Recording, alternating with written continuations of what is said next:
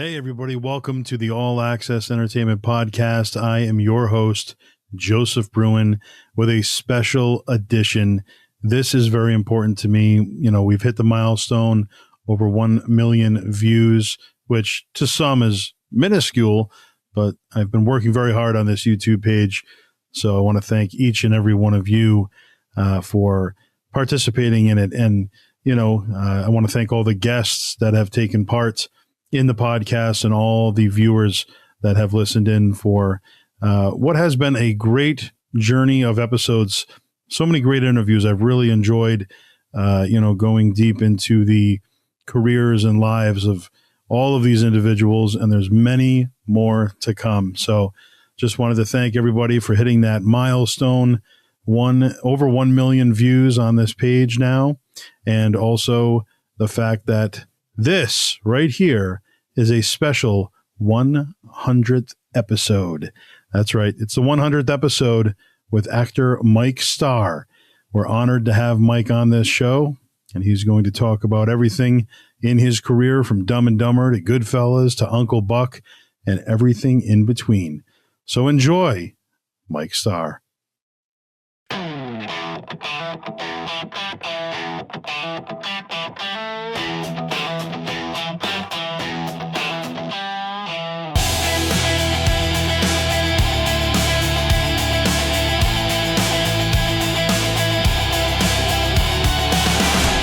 Welcome to the All Access Entertainment Podcast. I am your host, Joseph Bruen, and this week, a very special guest. I am so excited this week to have a man you have seen on the big screen, a man you may have seen on television.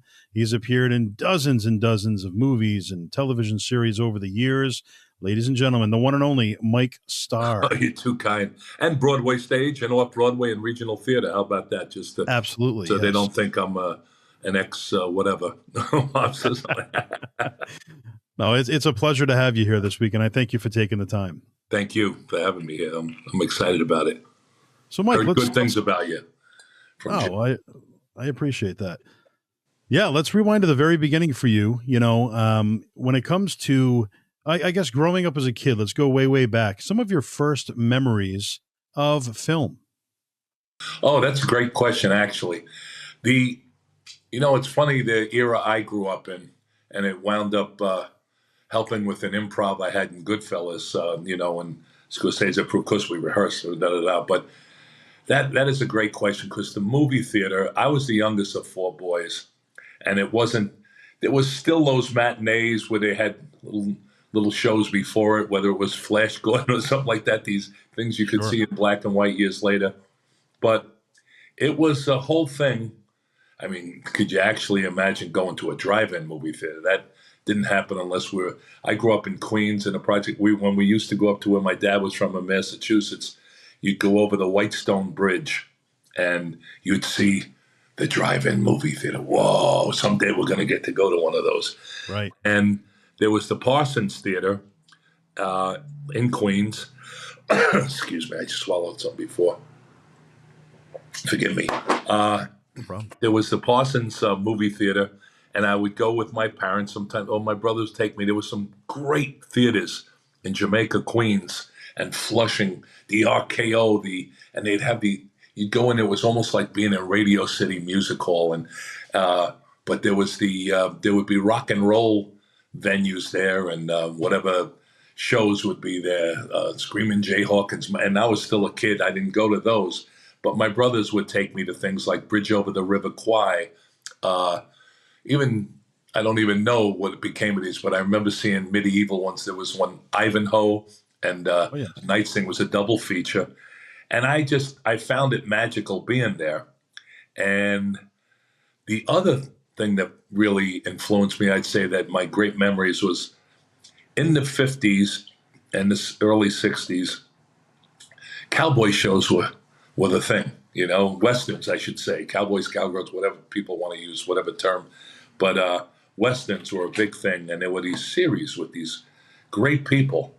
And I remember finally getting to work on something, an Ion channel, and was, with Lou Diamond Phillips and Stacy Keach, I got to play how to do a whole accent and this and that, and do a shootout, and oh my Lord!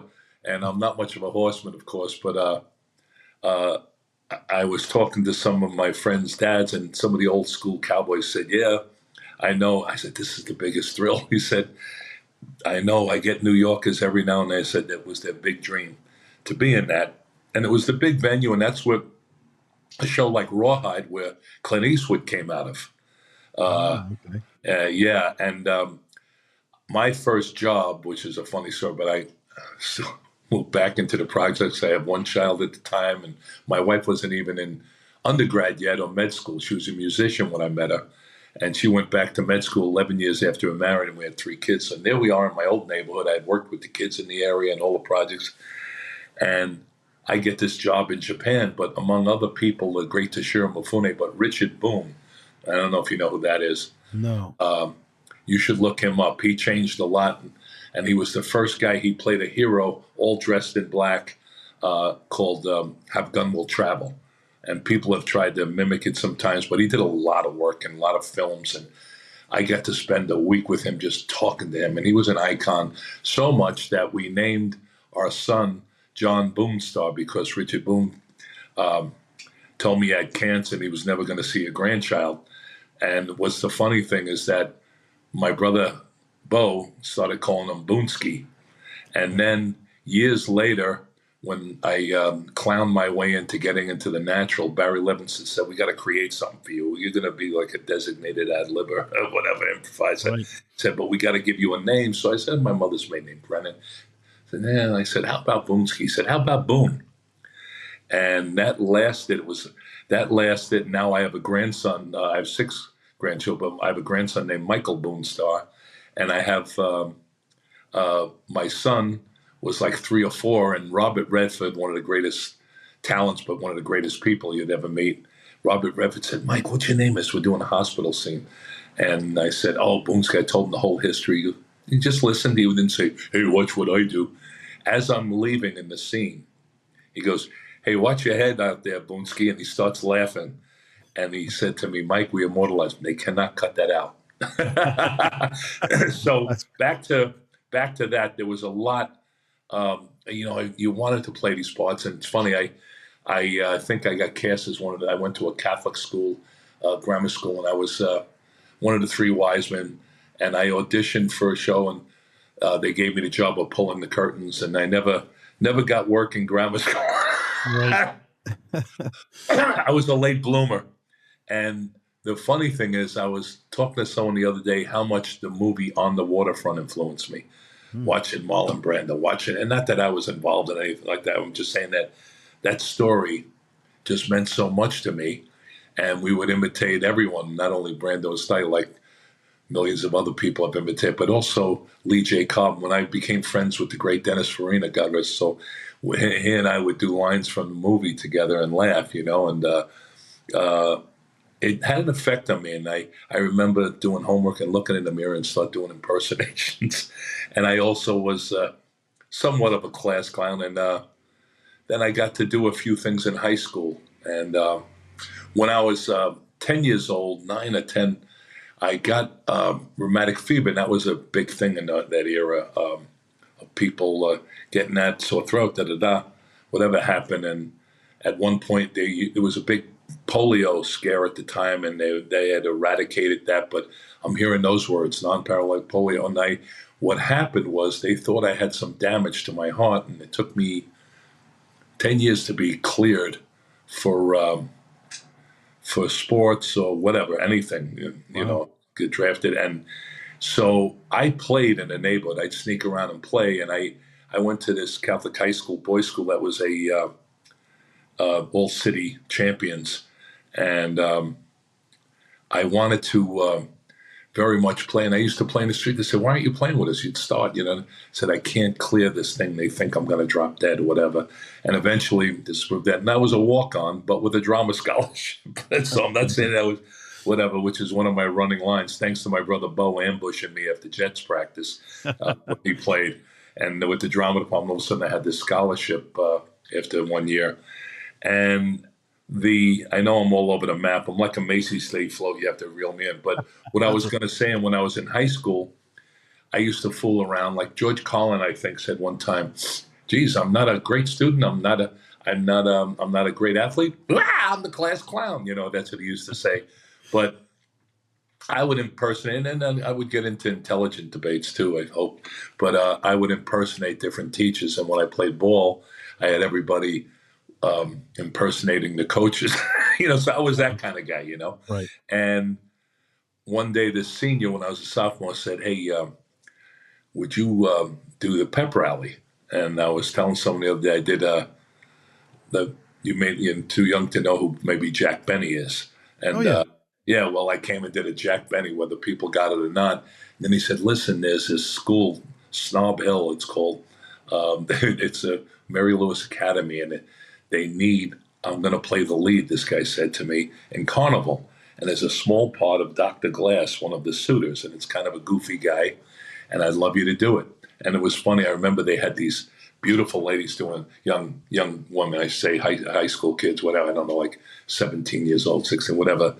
And the reason I say beautiful ladies, the nuns made them put straps across their back because too much skin was going. So that was Oh wow. Catholic high school, yeah. So, but I danced. All I did was come out with a rabbit and say that my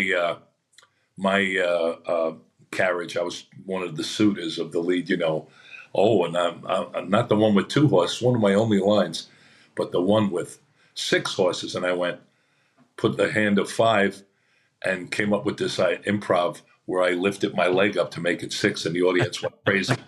So my brother was there, and his then girlfriend, and he came back and said, "This is what you're going to do." I said, "No, no, no, I'm going to get cleared someday and play football." He said, "No, no, no, no, that's jocks are out. This is a different era. It's actors and musicians. Those are the ones. That's what you should be." And he said, "You've got something called charisma." I said, "What the hell's that?" And I started, we did some talent contest. I started doing stuff my senior year, and I still thought I was going to be a was a poli-sci major. And I got into Hofstra University. I had a great drama department. And one day after Jets practice, me and my dad are there, and my brother was a free agent tight end, and he ambushed me with someone who would be my mentor, and then with the top actress, one of the top in the country, as far as awards and everything. And they told me about this thing called the Drama Corps, and I was like very polite. And my brother said, "So what do you think?" I said, "About what?" He said, "The people." I said, "Oh, they're very nice, yeah, but I just want to do plays." Because we would have Shakespeare in the Park come around, Yep. Joe Papp, right? Joe Oh yeah. Papp Theater in the projects, they come around. I saw Cleavon Little, James Earl Jones, Roscoe Lee Brown, and Wow. doing various different things from Shakespeare to whatever. And Cleavon Little spent time with me at the Good Humor Truck, giving me advice. I told him I wanted to be an actor. That was something. And I got to work with James Earl Jones, and even did my freshman paper on him. He said, "I'd be very interested to see that." He was in the Japan one, he did a few days on it. Got his trip to Japan, I guess. And it was set in the when the first Americans came with Commodore Perry, who Richard Boone played. And anyway, I said to my brother, I said, I'm going to be a drama major. I mean, all people from performing arts, I'm from all boys Catholic school, this and that. I want to play football. He goes, "Hey, schmuck." And so my brother could be very tough. And, we did about 6 films together. Then I got him into the business later on. He goes, "Hey, schmuck, they don't have anyone that looks like you, talks like you, or comes from where we come from." Not that it was it was a working class situation. I said, "Yeah." He said, "So if you take the minimum amount of credits and you're any good, you're going to get a full scholarship." A week later, I was in tights in the body movement class doing run, run, leap, and doing everything with these beautiful looking people, men and women, young people. Sure. And that's a lot that happened. If you does that takes me up to like age in the 20s at 23 when I get out of school. Yeah. But I think And it you was always an influence. I think a lot of us, the other thing that I was going to say, it wasn't just the cowboy movies, but that era. That's why if you saw Goodfellas in French, when I said Commandant, Scorsese would always we had this wonderful, fun relationship with humor, and he'd throw out a line from a movie or a trivia question or something like that, and I would imitate, and he'd laugh. So I knew you'd know Mike Starr. I mean, he's just an absolute delight. People don't know how funny Martin Scorsese is. Maybe they do now, but how much fun he is to be with. Work, yes, when it happens, and the attention to detail, yes. But if he trusts you, he lets you go. And the other thing I was going to say behind cowboy movies were World War II movies, and it was a big thing. And in Goodfellas, it was '68, the first one, the Air France heist, and that the world was going crazy again. And at the time, there were things, Czechoslovakia, Russia, U.S., the height of the war in Vietnam, all this stuff. And there was disturbances all over the country and around the world. And yet, the world was changing in different ways. And yet, that generation grew up on Stalag 17, The Great Escape. So you had people like Steve McQueen and so many things that you looked up to. And there was always a commandant in the war camp, in the prison camp, So that's why I went, I'm the commandant. And he just cracked up. He said, Mike, start cut. What's commandant? And I told him what I just told you. And he went, I love it. Keep it in. So that's me in a nutshell up to the early 20s. Yeah, so you were persistent. You stayed at it. Some people dream about it, and some people act upon it. And that was you. You acted upon it, and you stayed with it. And look at all that you've accomplished.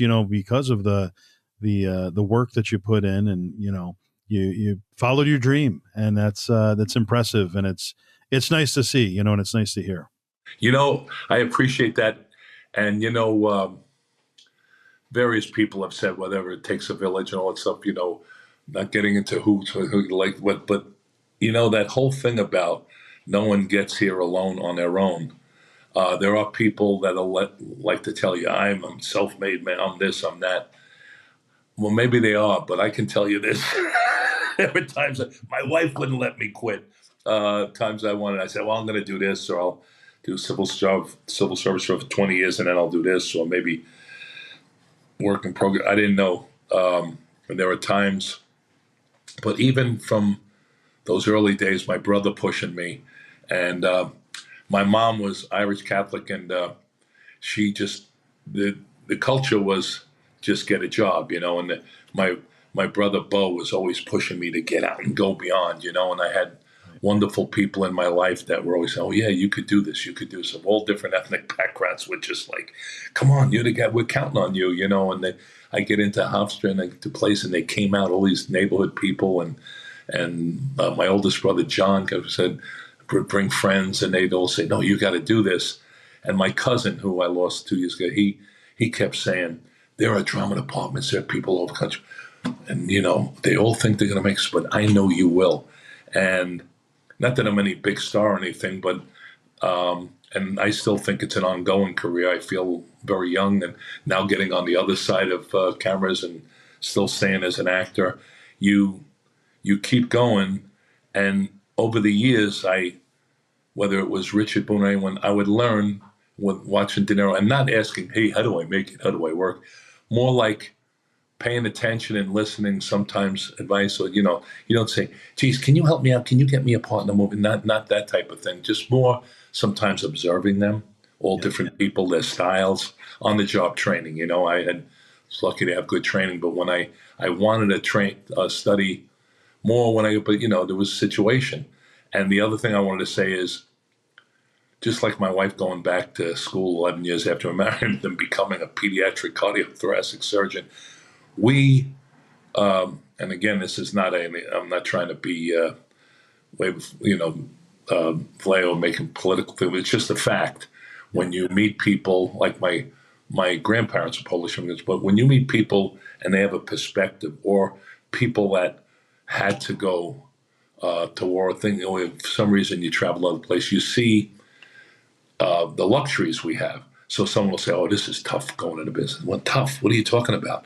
I got everybody in the world supporting me. My brother Jimmy, God rest him, was a bartender. He would take me and my wife to theater, and they all helped out with the kids or watching with the kids. So I was lucky to have a lot of supportive people, friends, family, friends, and even the kids, and now the grandchildren that believe in you. So sometimes I don't know about everybody else, but I think from what I hear, there's a lot of self-doubt. You'd hear the greats like Alan Arkin say things like, "You don't know if you're ever going to work again."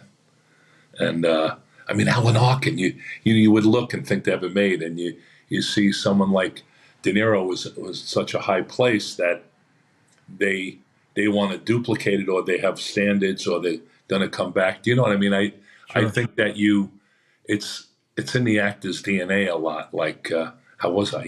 That story about there's 1,000 people in the audience. One guy said, "Nah, that wasn't any good. Wow, what did I do wrong?" Right. And I think that's important to have great support systems. And again, back to the country, the time I grew up in, and now forget about it. But so many people have opportunities. But you think about the people that came out, the world's greatest generation. They said came out of the Depression in World War II. Maybe there was a lot of dreams they wanted to do.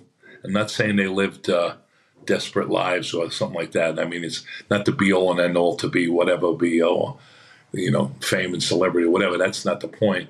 But to really do what you wanted to do, and there are talented people. They raised a family. Maybe they weren't able to get all that support, and they didn't have the luxury of it. And again, not that I was either poor or wealthy or anything like that, but it was you realize the opportunities that I had, and then a lot of times I worked all different jobs, like a lot of people, and you hear that with some great acts. And I think it's better to gradually make it, because some people that maybe hit it at a certain age, they don't understand. I know a couple of people. They'd ask me questions like, "Do I tip a dry cleaner? I live here, I live there."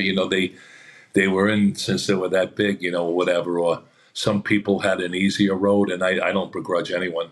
What I'm saying is, you see people that worked all different things and know what it's like to work different jobs.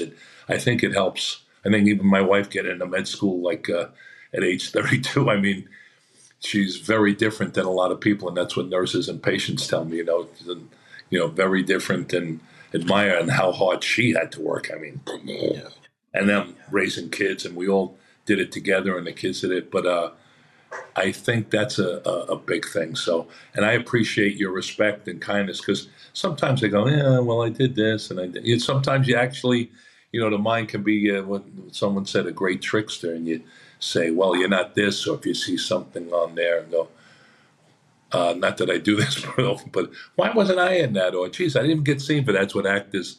Yeah. There'll be like 10 actors. Some joke about that. My friend Gary, who was one of the mighty Carson art players, said there's some joke about there'll be at least 10 to 20 actors. I forget the punchline. I'll say, "I could do it better," something like that. Well, that's the thing. In my opinion, you don't have to be the biggest name on the bill to be the most memorable character or the most memorable line. And you have brought to the table such a vast variety of great characters, to film and television over the years. And it's just been very important in my. I've always been such a big fan of film and television. Really? Yeah, and let's fast forward to 1989. You brought us into your mid 20s, but fast forward into 1989. Sure. My favorite comedy of all time is Uncle Buck. So John Candy The best. is just the best. He is, and he's my favorite actor of all time. I love And hearing if that. you I were was to just ask, in Canada, and people would ask me about him because they didn't know I was the drunken clown. I said, I yes, can't say enough great things about John. and you played Pooter the Clown, obviously, 1989. It was such a great role. It really was. And it's a memory that stays with me. That's a movie that I'll watch back, at least once a year. And it's so memorable. Even if I didn't watch it once a year, it's one of those roles that just really stick out. Why don't you Really? tell us how that role came about for you? And Oh, maybe if you you'll have love it. any John Candy stories I behind the will. scenes. Absolutely. I will be glad to do that. Anything to honor John Candy and John Hughes, for that matter. Yeah. And by the way, for me, there's two films I show people if they're from another country, visit different friends.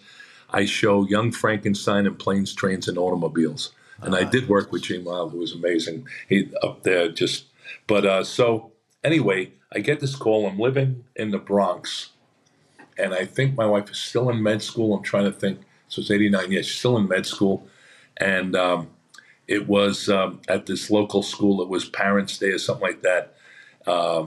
Parents, teachers, whatever it was. And we were going to sit in on the classes. And there'll be a reason I'm telling you this, because this is our crazy life. And I know that I think I just could not get out, whatever it was. And really, so I said, no, I got it. This is great. I love it. I'm an out of work actor today. It'll be great to be, and we shared and everything and this and that, whatever. So I'm sitting in this class, and I love telling this story because you're watching them and they're speaking, and this is what we're learning. And John Hughes gave all the actors the same scene to do. Remember the bowling alley scene, of course, right? The creepy guy or whatever it was. And he gave us that for the audition. So, I mean, they'll do that a lot. Scorsese did that with Goodfellas. You take a scene, Brian De Palma did it with Black Dahlia. You're playing, the part I played, I had to do a speech. But, sometimes everyone will get to read the same thing, or, every male or whatever, if it's a male role. And anyway, I'm sitting there learning my lines. As soon as I get finished, I take home. Everything's okay. Oh, good. All right. Thank you, Mr. Starr. And I run over to the train in the Bronx and go right into Manhattan, somewhere on Broadway in the 50s, maybe. And I got it. So I said, what the hell am I going to play in this? And they tell me, well, you're going to be Pooter the Clown, right? And he's this nasty, drunken clown.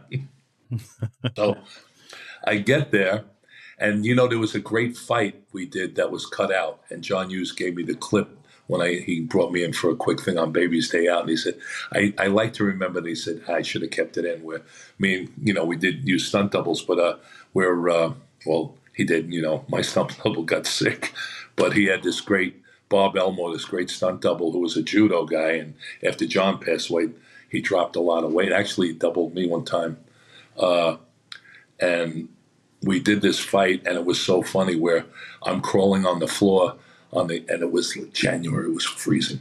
I'm crawling on this hard ground. I had to do a fall one time, and I'm crawling on the ground to the Volkswagen, to the Rapid. Wow. Like getting your bug, or what does he say? Getting your mouse. Yeah. Getting your mouse and get the hell out. Oh, you do it perfect. So he's beating me on the butt with my big shoe. I mean, it was really funny. So I get there, and the makeup artist, all of a sudden I'm going up, famous, family goes back to the 30s and the 40s, I think, and they had their own line of makeup. Age sometimes, I forget a few things, but you could see it in the credits. And anyway, there I am, and we're in Winnetka, as I remember, where John was from, and it's a high-end neighborhood, and we used his high school, which was, that was shut down, but we used it for production. But I'm standing in this high-end neighborhood, in this clown outfit, like 7 a.m, and he says, I just want you to really insult John, and he's just going to come out and say things. So I'm looking up, you four-flushing lions, get out here, you whatever. And it led into the scene. John Hughes was just super and ahead of his time. He even told me how he came up with Pooter the Clown, which I could tell you if you want. But I'll definitely tell you. So I'd be yelling up to him, and John would just improvise his stuff. I've got a cake in the oven. I can't come out. I said, get down there. And so finally, we do the scene of me walking up, which there was a guy in the neighborhood. My brothers know. My oldest brother, John, had been a cop in New York, and the guy was such a very funny guy. But after work, there were like 2 bars the older guys hang out. There was young, all different types of people. It was right in Queens on Parsons Boulevard. And this guy would walk from the Dart Inn to the Penthouse Bar, but I would watch him like that. So, and he'd walk up to the bar, and I wanted to do that in the film, my entrance. And I don't know why I said this. Years later, when we lived in Chicago, my wife worked at the University of Chicago Hospital. But even then, I started getting a lot of work in Chicago for some reason. You heard about a famous neighborhood, Cabrini Green, but you also heard about Cabrini Hospital. Mm-hmm. And I, again, went to a Catholic school, and they would were just allowing women to be saints almost or whatever. So they called them Mother. And one of them was Mother Cabrini.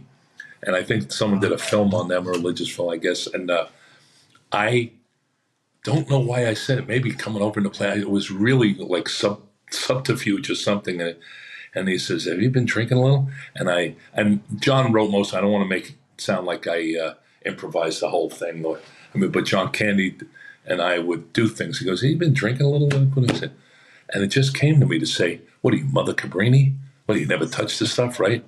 And the dildo jokes was, hey, put it there, hey, oh, hey, I just came back from this bachelorette party, and I've seen people talk like that, and it was so comical to me. I thought to have this guy in this lovely clown outfit, and some people said I looked like, God forbid, Casey or something.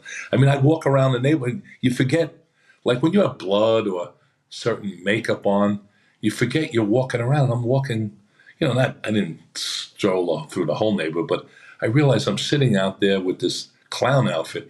So I had been a fanatic for Second City TV. Literally, it was my goal to work with any person that had ever been on. I got to be with Dave Thomas and people, Joe Flaherty. And boy, when I'd be with them, I'd be terrible. Any of them, I'd want to start doing things. And they would start doing it with me, anyway, there was a great bit that Tom Bosley, who was on Happy Days, right, and all the other things he did. Well, he narrated, there was a show, a legitimate show about great 40s movies. Now. And, watch this here. Watch how this guy goes, whatever it sounds. So John Candy narrated, Second City TV did this thing on bad acting, right? And they did a courtroom scene. Everyone goes to, I go, hey, oh, yeah, sitting that. And he goes, watch the particular bad acting here. This guy, he's really over. So John was so comfortable, and it was so good to me and so comfortable that one time I'm doing this scene, and he knew I loved that episode more than, I loved so many, but he leans in and he goes, watch the particularly bad acting on Mike Starr here. He's really over the top. And I lost it laughing, Oh, that's great. And he was just a magical guy and so kind to people. And you'd hear stories. I've just recently heard stories. People volunteer stories to you about, I was working on something, and there was this great elderly actress, famous, I forget, I'd been through a lot, and they gave him this big trailer, and they gave her this, whatever they call honey wagon. He switched. And then he helped crews set up things. Things like that. And he had this, I don't like the term entourage, but assistants. But you couldn't have picked 4 different looking people, genders, ethnic background, and they all adored him. Everybody just adored him. You could see it wasn't, a lot of times you're being with the directors, producers, actors, and the people are just terrified around him, trying to, curry their favor. This was he was so down to earth. And I believe, I was telling someone this morning, Amy Madigan, right, was in it, right? And I didn't work with her, but I guess they were getting ready to shoot something else one day. Maybe I came in from, I forget, makeup, and had the nicest talk. I had worked with Ed Harris, the first time I had seen him, someone brought me in for this big high stage reading. The last minute, this guy brought how to improvise. And it was a wonderful play in this ensemble studio theater. He says, where do you see this guy? And I saw Ed Harris, and I was like, wow, this guy's phenomenal. But Amy, and I had a nice talk with her. I didn't start saying, hey, and then when I was a kid, I did this or whatever. But she was so nice. And I remember just briefly meeting Macaulay Culkin. I don't know, he was very polite and nice. But I guess his father was around or something like that with him. But John was so special in that. And I love planes, trains, and automobiles with the whole change after him being a lot of times I identify with John Candy the way I am on a plane, Right. Yapping and talking like I am now, I love when my dogs are killing me. But he was always so special, and being with him, it's one of those things. I wanted to be on it for 6 weeks. And then I improvised stuff that John, I think, used in Christmas Vacation. I started, and something I got from a character I knew where I was saying, "You four-flushing lion sack of shit," whatever like that. And my daughter calls me and says, "I just saw Christmas Vacation. It's great." I said, "But Dad, they're using the lines." I said, "Well, that's okay. I mean, it's," and then it's not I didn't have a copyright on it, but the speech at the end he does. But we would do, John Hughes gave us so much freedom, and it just kept rolling, just being with, I don't mean the film rolling, but as much as John, and I knew my lines. I'm trying to think, there was, one of the great lines John has that people ask me to write out sometimes that John Hughes wrote. I mean, for me, it was for Pooter, when I say, "You know who I am in the field of live local hum entertainment. I'm a god." And, What a moment. Yeah, that was so good. you want to know how the character came about? Yeah. John came up to me one day, and I mean, it's a long time ago. I'm sure the public domain and whatever statute of limitations. He said that, and if I remember it correctly, he said they had a big New Year's Eve party at the house, real high end party, and he hired this really accomplished, this who wasn't famous, a concert pianist, I believe, to play while people walk, and they played in the house, but it wasn't like they were all coming to see him. So I guess he was pretty, he wasn't famous, but he was very good, and they hired him and paid him a lot of money to play piano. But John said the guy got, if I'm remembering this right, the guy got into their liquor cabinet, and he was hammered. And he was angry. Was based on a true story. Yeah, I believe so, because he put it this way. He says he was kind of inspired to do it and put a clown in a kid's outfit. But you know who I am. I'm not. So he said the guy started going.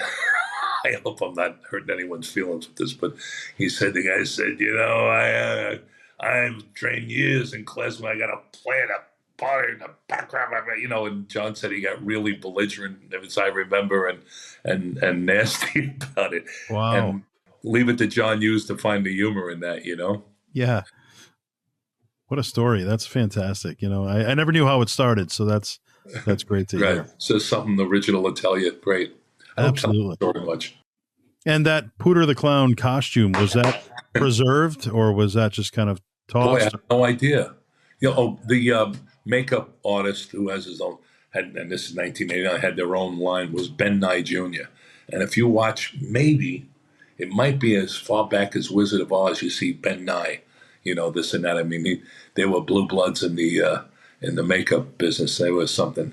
But yeah, I wonder. I never thought. I mean, I didn't think. I for years I never thought of people got a kick out of it, or relatives or something would see it, but I never thought of it being an iconic character. When I hear someone say, but especially like you're saying now, I go, really? It is. Yeah. You go to these autograph conventions, you put out pictures, Goodfellas, Dumb and Dumber, all this stuff, and I'd have the clown that goes, "Hey, you? I didn't know that was you," and I got him. That's the reaction that I had. I had the pleasure of meeting you. My daughter and I met you at Rhode Island Comic Con about 2 years ago. What that was a great experience for me to be there. Yeah, awesome. Yeah, it was fantastic, and I was just so excited to see you there. You didn't tell me that story, no, but I did. I got the photo from you with Pooter the Clown. I love it. Yeah. Do you know the nicest thing that when I believe in, it's great. It's a business. I'm not exorbitantly charged. It's nice. It's fun, and you can do nice things with whatever, with the grandchildren, family, and this and that. But I try to do. It sounds really syrupy, maybe, but like 3 kind acts a day. But I always look for something in there. Like, yeah, you want to make money and this and that, and you want to be polite and perform for everyone. But when it comes to kids, I hope that I'm saying right that I go out of my way. When I see a family, someone with kids, I really try to do extra. I mean, there's people that are older fans, or if someone has some kind of disability. Well, anyway, there was one guy there with his dad, and he was going to college to BC, I think, or something like that, from Boston, who was blind and had a radio show. So we spent time talking. But this was one that blew me away, and I still have what she gave me. this single mother seemed to be single, mother with like a 4-year-old, 4 or 5-year-old. I don't know if I have the age right, in a carriage, and walked by me and didn't see me. And I went, "Hey, where you going? You're not going to come and say hello to me?" And she said, "Oh, I've been looking for you." I said, "Yeah, come on." And and she said, "Oh no, I want you to meet." And the daughter, I don't know if it was fully blind or whatever, blind, right? And she said, "She's made your name Mike Starr in Braille." And I was blown away. I said, "Me, loudmouth, not believing you. I guess you were looking for me." Wow. And I still have it near my bed. It's very in a special drawer. It was a special thing. Like, nice things happen. You meet people. Yeah. So I meet you, and now we're doing this. I meet when anyone has like kids there or something like that. I just really enjoy it. I think it's a tremendous responsibility for a so-called celebrity, or performer, anyone in the public eye, to especially be good to kids. I can think of times in my life maybe I was offhanded to someone, not kids, but who knows? I mean, a situation, maybe someone tries to break my balls, and I take it personally or something like that. But Yeah. especially at those conventions, people are paying a lot of money to get in there, and it's a big thing to them. Sometimes you'll see people at, "Oh, I ran out of my money." "Oh, please, here, just come here," or whatever. And I like talking to the interview shows. I had a really nice thing happen. I did the Chicago Sports Convention. My friend said, "Why don't you come?" I said, "Not an athlete, professional athlete at least." And he said, "No, don't worry, you'll get a lot of overflow." And it was nice. And at the time, I have kids in Chicago and grandchildren, and in New Jersey. But my son came out with me, and his wife, and my granddaughter and grandson from them. They all came out, and we, they helped me. But my son, he really had to do all that stuff because I'm useless with it, and I don't like to say no to people and tell people how much it is. And again, it's really not what other people charge, but it's fine. I'm happy with it. And you do the selfies, and you meet different people. And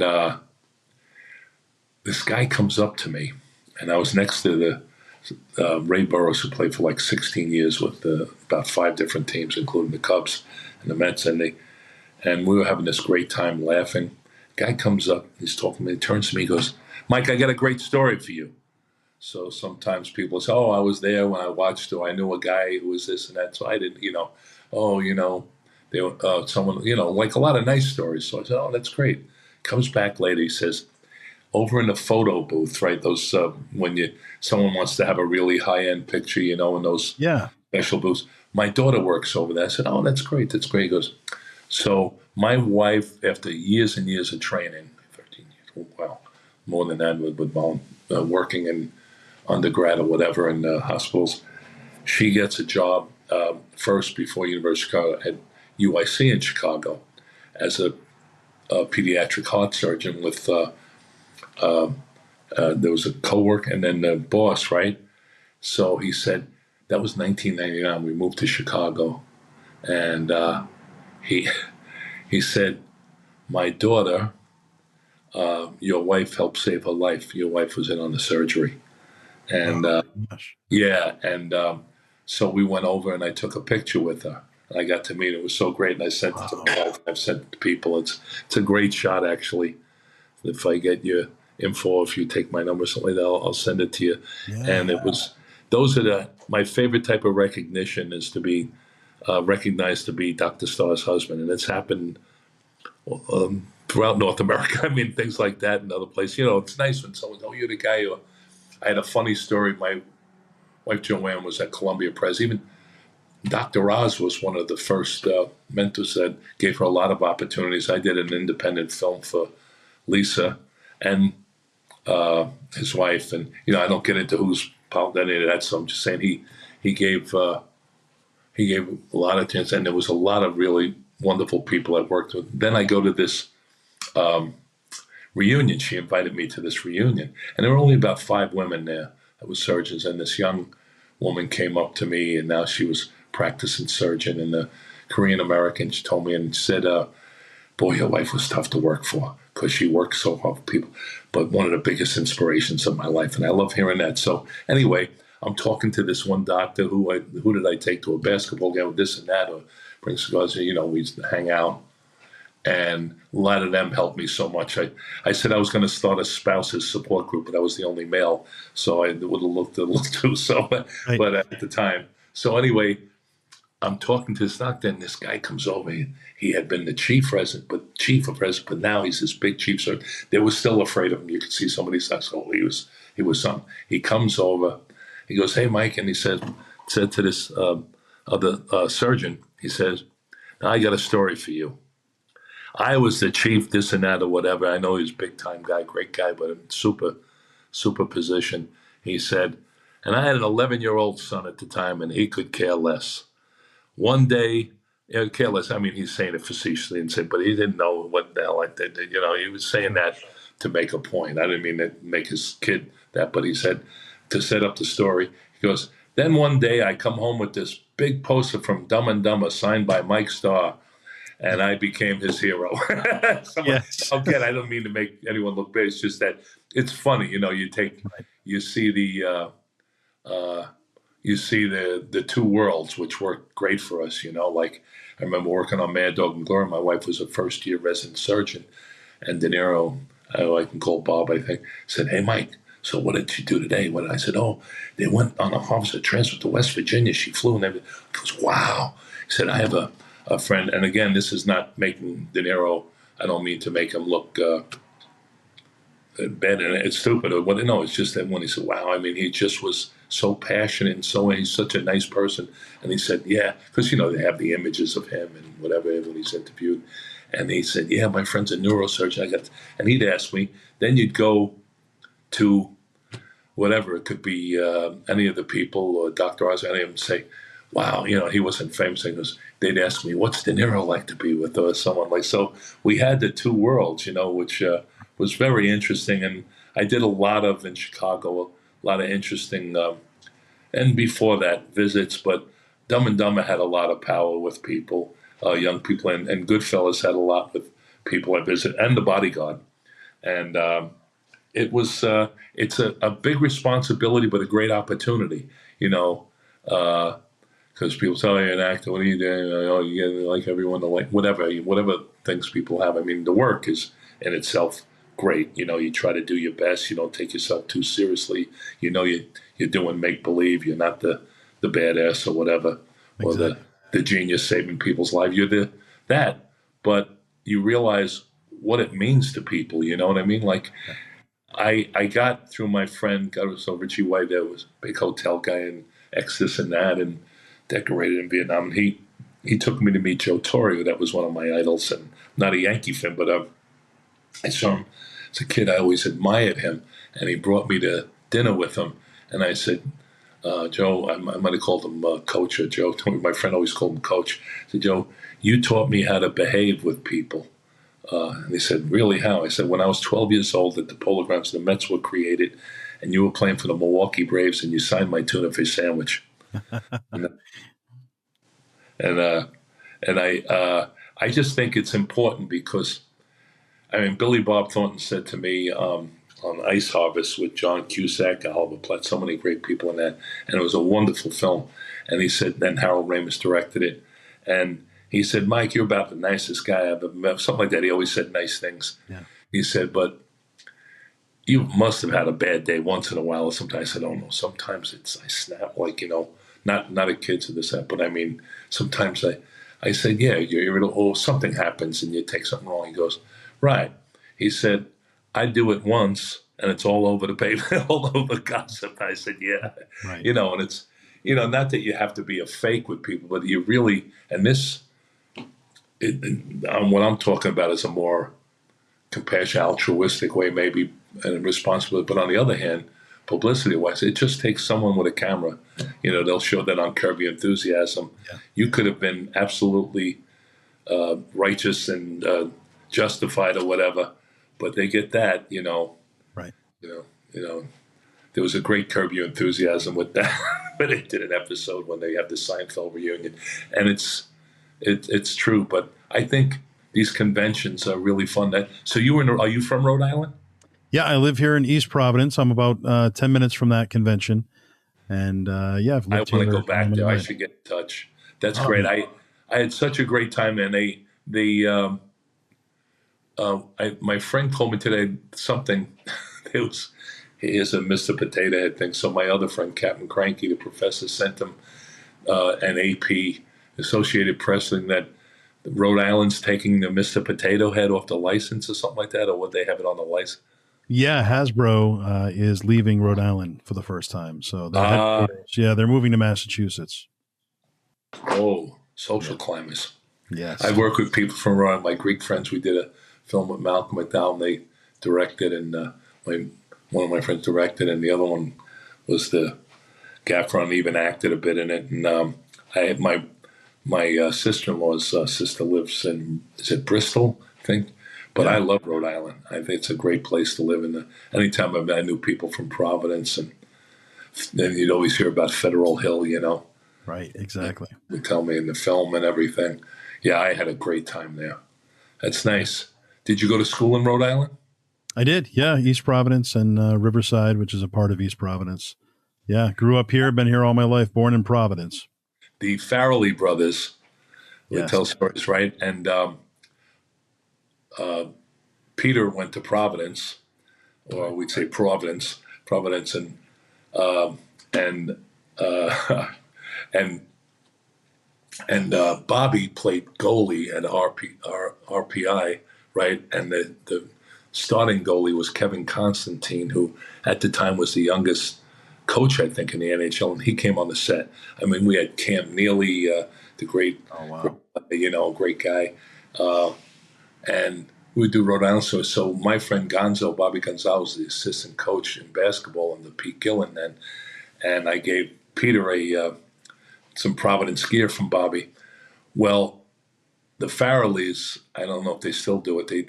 But they would do two premieres. They do one, like the Hollywood said, don't worry about that. And I couldn't get to either one of them. I was working, but they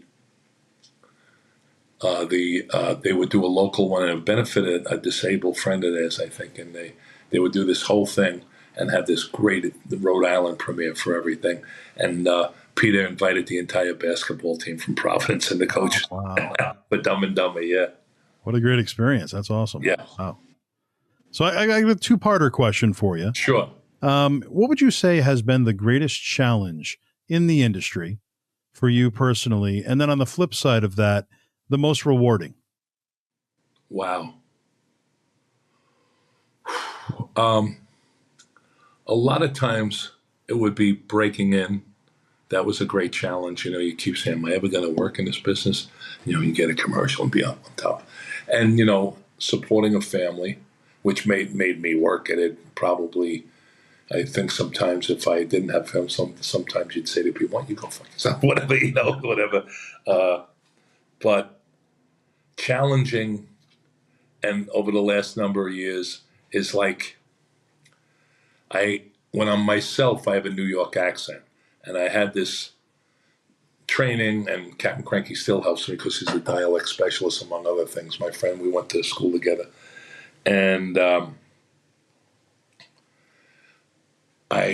lot of times it's hard to break that stereotype. Oh, if you played something well or something, no, they think oh, he's only a mobster. He didn't have real training. He's one of those naturals, and he's one of the guys. And they even have my ethnic background wrong. But I think sometimes that, or reading for people or television people that may have their own views of things. I mean, actors a lot of times would get me jobs. John Lithgow would get people you worked with who knew that you could do different things, Yeah. and maybe sometimes your audition thing isn't quite the same. I don't know. That's one of them. I think that's a big challenge as far as I think. Does that make sense? Yeah. That's a thing. And then also coordinating a certain life, having a family and this and that, and making sure to make that the priority. But on the other hand, knowing you had to work. And then with my wife's work, like right now I live in Orange County, California, because she's at the Children's Hospital here.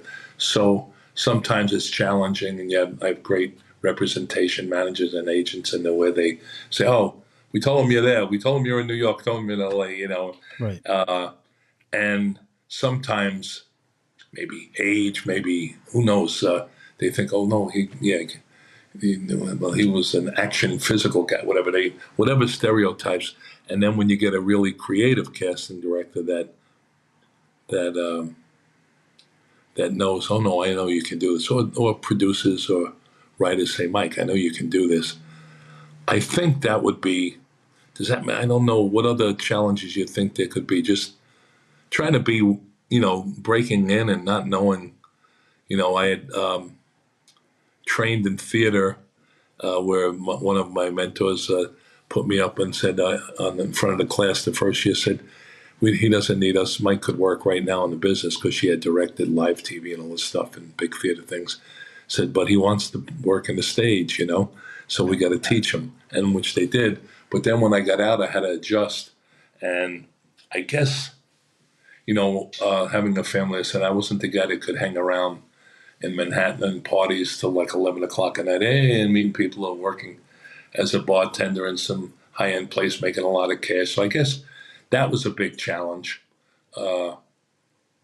And you break through, and then when you get a breakthrough role, it really feels great. It's funny, the movie Mad Dog and Glory was very special to me. And there's certain people like Kevin Smith who that's their favorite thing that I did, at least. But at the time, I remember my wife was just finishing med school, I think. And I think I had done Goodfellas already, I think, or something like that. But there was this character, I read it, and De Niro would have us in Tribeca, where he lived. He would have Keith David, thinking all that. Eli Wallach could be. We would read films, he'd just bring in different people and treat all these people. Danny DeVito had him do Hoffa, for us. But, so it wasn't like I was saying, "Oh, I'm going to get in this if I do this right, if I play this part." But Todd Thaler was casting. He got me involved, and he was a big casting director, really sweetheart, too nice a person maybe for the business in other ways. And he was good friends with John Turturro, and John gave him a lot of opportunities. I think they roomed in college together in undergrad.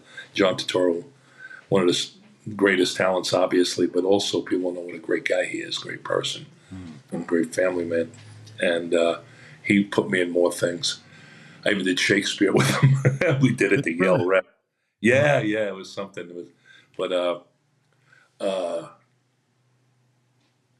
We did this reading, and so I had to bring it to Paulie Herman, De Niro's friend. I had to bring the script, and walked up in Manhattan and heading to the Bronx to take the subway. And I remember reading this thing, and I said, "This isn't the typical, hey, forget about it, I'll be here." This character was someone from another planet, and I knew a guy through my friend Coach Barry in Brooklyn, Ronnie the White Horse. He wasn't a mobster or anything like that, but he had this energy that was very different. And he was like that, and he worked at the Limelight Club where my friend ran. It was a famous club. But now I'm saying he wasn't walking around kicking ass. And I thought, boy, I could see him like that. So a lot of people said it wasn't a cliche. So I read it. We did 2 readings because De Niro didn't know which character he was going to play. If you know the movie, he was a forensics nerdy guy, but he also read the mobs. And Stanley Tucci actually read the mob guy that Bill Murray played in one of the episodes. And Christopher Walken came in and played the De Niro role. He wanted to hear both, And we did 2 sessions.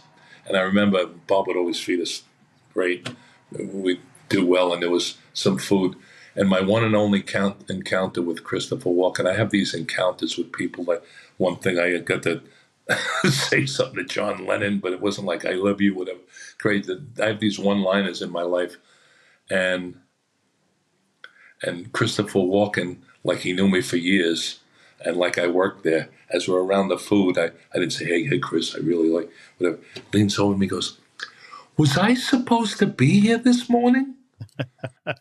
And I went, No, Chris, you're just doing the second part. You're okay right here. We were eating now. Bob wanted to hear the other part. He goes, "Oh, thank you.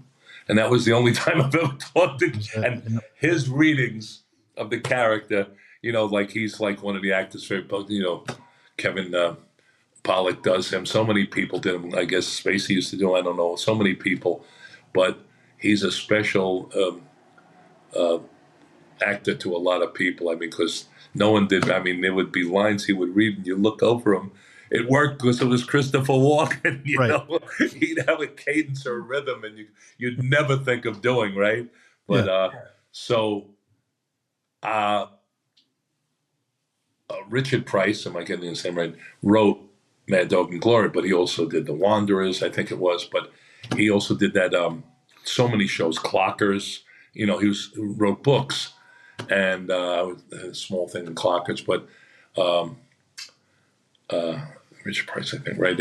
He was from the Bronx, kind of a thin guy, and I know he had some kind of thing with his arm pulse. But if you heard him on the phone, I mean, or sitting there, he talks like that. Like that. You might think it was like a 350-pound guy going, "Hey, forget about whatever." But he just spoke like that. But he's brilliant, and he spoke like who he was. And here I am, can barely afford to pay. We had a kind of an au pair from Belfast, and I remember I'm hustling money to pay that, and I knew Goodfellas was coming out soon, I think. But here we are, and I read the thing, just what I felt was true to. And no improvising. I remember Robert De Niro saying to me, this, basically even his actors don't like a lot of times like script things, but I remember telling me, and there was just what it was, and he really wanted to do it. And Martin Scorsese exec produced it, and De Niro was so great in it, and I learned so much just by watching him. He was always so kind to me to work with, and actually on that one, a lot of laughs. We had laughs, and I remember my agent calls me and says, "Listen, they were supposed to do this movie. Whatever you did in that reading." I said, "Oh, it's just a reading. I was an audition." He said, "Well, Richard Price called up and said, if you don't mind me throwing a few F-bombs," he goes, talks to my agent, Mick Mortimer, says, "Your client walked out of my fucking head. Fucking head. But we're not going to do this for another year, but I'm telling you, we want him. We can't do any deals now or anything, but he walked out of my fucking head." And that was like such a thrill. I mean, it was thrilled to do Goodfellas, forget about it, just to have that. I guess that's my favorite experience, the way everything came together and the whole working process. But I mean, Bodyguard was I mean, there's so many I learned on, and even just recent things like Blacklist and Ray Donovan and Shameless. All three were just these special experiences, But as far as like that, maybe doing a unique character in Mad Dog and Glory, I'm saying, gratifying that. Wait, this is. But I guess whenever you create something, and people like even in Ed Wood, I just said I'm being a simple guy, and then actors and directors would say things, and Johnny Depp and Tim Burton were so wonderful. I guess it's hard to. It sounds like a cliche to single out, but Mad Dog and Glory, there was something about that. And in the process, they started reading people, my friend Anthony Sirico, who played Paulie Walnuts on the Sopranos, he came in for them. Okay, he came, all these people. And it was a weird situation because you're with contemporary. I'm not the casting guy or the producer, but Scorsese asked me as a favor if I would read the other character with him, I guess De Niro's character, and I would do all the reading. Okay. And you see what actors do when they come in, because I know I do, whatever, and different styles. And then Sirico, he was so great. Mike, what are you doing? You got your head up to Niro's ass, and Scorsese, they all like, hey, come all these people like, what are you doing here? I said, no, I just happened to read this, and I'm right for that. And they want to keep it in-house. And they really kept everything confidential and trusted me, to be there and not tell everyone, oh, you got to go in for this. Hey, there's a thing going on. Tell the New York papers or whatever, Post or whatever, or gossip things. Where do you see this thing they do? And it was a tremendous experience. It was my second time. Chicago, first time was Uncle Buck, but it was only a few days or whatever. This was a whole thing. And we wound up, I brought two of my kids and eventually three kids for a while. and people were so good. Teamsters, take care.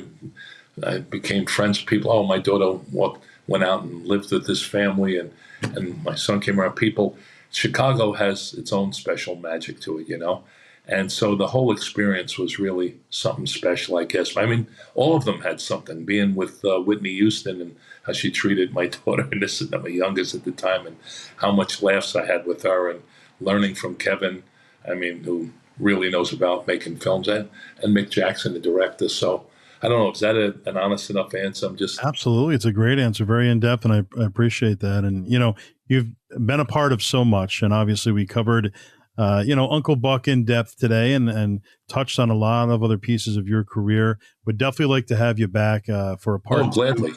And, Sure, we anytime. can go into depth with Goodfellas and obviously Dumb and Dumber and Ed Wood. I'd I'd love like to talk to you about that as well. Oh, I would love that. That would be great. And I mean, I don't want to rush off on my account, but that's great whenever got to get going. But I would love that. And let Jay know we did okay today. Yeah. I fumble over these putting in the thing. I said, I just had it here. I just had the link. What happened? And this is my second time doing something with him. It's like, Jay, I don't know what I'm doing here. And I hate to use that. Oh, I'm a technical this and that, Oh, no, that's my grandson. Yeah. No, I'm the same way. It And, turned out to be so simple. Really? yeah, there's all these new, there's always something new and you got to get used to it. And this was new to me. And it's funny, I've always wanted to do a podcast. It's always been, interviewing has been a passion of mine for so long. And I've done interviews at Comic Cons and short things here and there. Oh, cool. But long form interviews, in the way of a podcast is something I've always wanted to do. And couldn't do it with my schedule. And now it's come about. I appreciate that. Did you study journalism in college or whatever, or film or anything? Or did you? I did. I actually didn't. I didn't even go to college. That's cool. That's all right. That's not a requirement. Yeah. When you mentioned the schools, I didn't know if that was a college or something. When you mentioned some of the schools, that's cool. Yeah, I've been in promotions for many years, and I was a pro wrestling ring announcer for about. Get out of here! Yeah. I just spoke to someone the other day in California that Jay set me up with. He's a lawyer, but he said in one of his lifetimes, he did a lower level wrestling thing. He was telling me some funny stories. Yeah. In 1985, I don't want to, if you got to get going, but I'll tell you this. Oh, no, it's fine. My wife was about to start med school in 86, and I got offered a nice off-Broadway play. It wasn't much, and then offered Day of the Dead, I believe it was, George Romero's film, where I would have been away for like 18 weeks underground in Pennsylvania, whatever it was. And, we're living in Queens. I didn't want to be away from the kids that long. One time I did with theater and tried to come back and forth, but there was another thing. Donna DeSetta, Bernadette Peters' sister, she was a big casting director, commercial cast. She was great.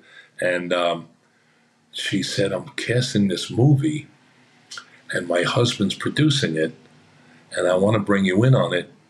And it's with this man named Jackie Chan. He wasn't really known, and he said, a big action star, science, right? So they're interviewing me. They said, have you ever been Ratchet? I said, what is that? And it's where they shoot you and you go flying through something. Yeah. I said, I'm willing to try. I mean, I'm not fond of heights. I don't have to hang off a thing. I've had to sometimes. But I said, yeah, I mean, good, I'll try. I didn't think, and all I thought I had to do was fall down. But I took it so that my wife was about to start med school, and I knew that she wasn't going to have a lot of time to do things. So I turned in my first class. I got 2 business class tickets, and we went to Hong Kong. And at one point, I'm hanging on. I got blown through a pinball machine. I didn't know. And I'll tell you why I'm telling this. But there were this guy, Glickenhaus, a white guy from the Midwest, I think somebody. He was the guy making money at the time on that. And he was the big producer from Golden Harvest Films. He's the director. And there were people from Hong Kong, Chinese people. But I came from Queens, and it was an area of Flushing. And we talked a lot, and he spoke, he's a Queens guy, English, but also Mandarin. And so we had a bonding, and we would talk on the set all the time about Flushing, Queens, big Chinese community there. And now it's huge, famous Chinatown. And anyway, he says to me as I'm hanging on this thing, I got to do another take, and I'm going through a pinball machine. He said, Mike, we're giving you a $500 stunt adjustment, cash. He said, and I'm like hanging on this thing, and he says, but we gave it to your wife and told her to go shopping, and she did. Yes, she did, right? Yeah, and I remember going back. She could only stay there a week or something like that. And the next week, I went back and I stopped in L.A. My brother was doing well in L.A. and I stopped. That was one of my first times really seeing. I said, "What's this place?" I didn't have a car or anything like that, and met the people. And he took me around, and I spent like a week with him wherever he was living. I'm trying to remember, in North Hollywood, I forget, but Marina Del Rey, one of those places. I think it was North Hollywood at the time, and. But the reason that made me think of it, one of the crew, they had a stunt guy and another actor, stuntman, this and that, because we shot in New York and then shot in Hong Kong. So it was crazy. New York was for exteriors, and it was supposed to be a bar, but it was cheap enough. I mean, Jackie Chan one time showed me stuff he did. Wow. But he showed me, Michael, look. And he ran up a wall with two guns. He ran up the wall. Wow. And I went, okay. He's a talented individual. Oh, God. And I eventually got to work with Sammo Hung and then Stanley Tang, who directed him. I worked on a few episodes of this TV show they had. But so anyway, the other character was Big John Studd. Oh, and yes. I hung out and worked out with him. Is that something? 6'10".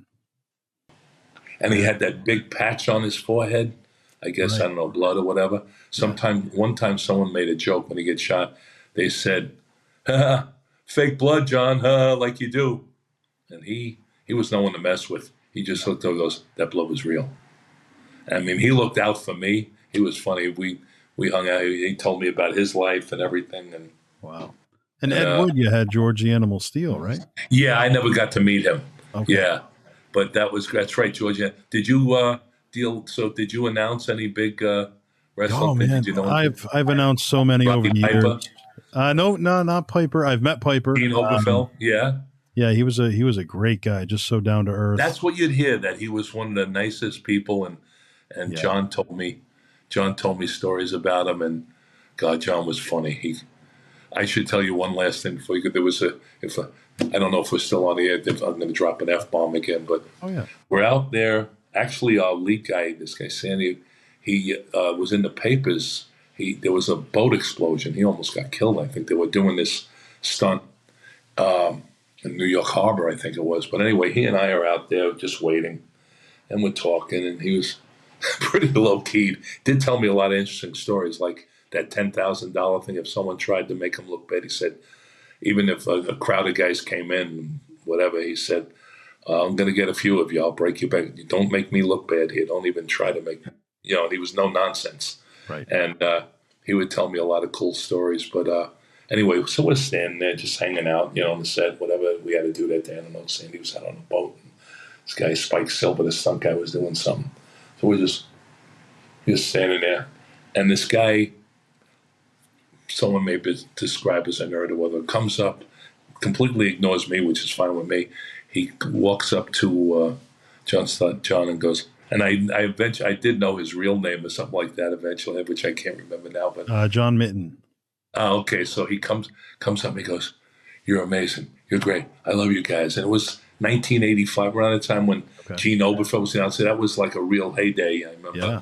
Eventually, my friend, this weightlifter, we'd go and I'd take my son to the Garden or whatever with him, and we'd go like see Hulk Hogan win a thing. And I actually sat in a van one time with the Iron Sheik. Oh, wow. I was doing a benefit in North Dakota, and he got on. He showed me his bar that he works at. He was great, and one of my friends knew Sergeant Slaughter, but Iron Sheik was great to talk to. So we were standing there, and this guy keeps going, "I just love, it's Greek theater. What you guys do, it's Greek theater. It's amazing." John just said, "Well, thank you," and he kept nodding politely, and he's going, "No, it's really Greek theater, and the whole setup, and it's classical Greek theater, whatever." And he kept saying Greek theater. John was polite, and the guy walks away in perfect time, and John just turns to me and goes, "Hey, Mike, what the fuck is Greek theater?" That's great. That fits, right? Yeah, that's beautiful. Well, stick around for one moment. I will do the outro here for the legendary Mike Starr. I am Joseph Bruen, And this has been the All Access Entertainment Podcast. Don't forget to like, subscribe, and leave your comments. We'd love to hear from you, the fans. Thank you so much, and we will see you all next time.